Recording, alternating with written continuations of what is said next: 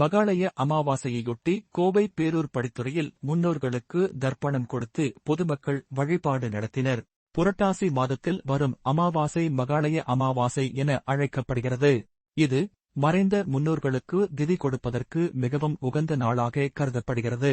இதையொட்டி கோவையில் பிரசித்தி பெற்ற பேரூர் பட்டீஸ்வரர் கோவில் அருகே உள்ள நொய்யல் ஆற்று படித்துறையில் மறைந்த முன்னோர்களுக்கு உறவினர்கள் திதி கொடுத்து வழிபாடு நடத்துவது வழக்கம். இதன் மூலம் இறந்த முன்னோர்களுடைய ஆத்மாக்களின் ஆசீர்வாதம் தங்களுக்கு கிடைக்கும் என்பது பக்தர்களின் நம்பிக்கை. பேரூர் நொய்யல் படித்துறையில் அமர்ந்து அரிசி, பருப்பு, காய்கறி, எள் சாதம் ஆகியவை படையல் வைத்து இறந்து போன முன்னோர்களுக்கு திதி மற்றும் தர்ப்பணம் வழிபாடு நடத்தினால் தங்களுக்கு தோஷம் நீங்கி புண்ணியம் கிடைக்கும் என்பது ஐதீகம். மகாளய அமாவாசையையொட்டி அதிகாலையில் இருந்தே பேரூர் பட்டீஸ்வரர் கோவில் மற்றும் நொய்யல் ஆற்றின் படித்துறையில் பக்தர்கள் குவிந்தனர். அவர்கள் இறந்து போன முன்னோர்களுக்கு திதி மற்றும் தர்ப்பண கொடுத்து வழிபாடு செய்தனர். புதிதாக கட்டப்பட்ட தர்ப்பணம் மண்டபத்தில் 1000க்கும் மேற்பட்ட பக்தர்கள் அமர்ந்து தர்ப்பணம் செய்தனர்.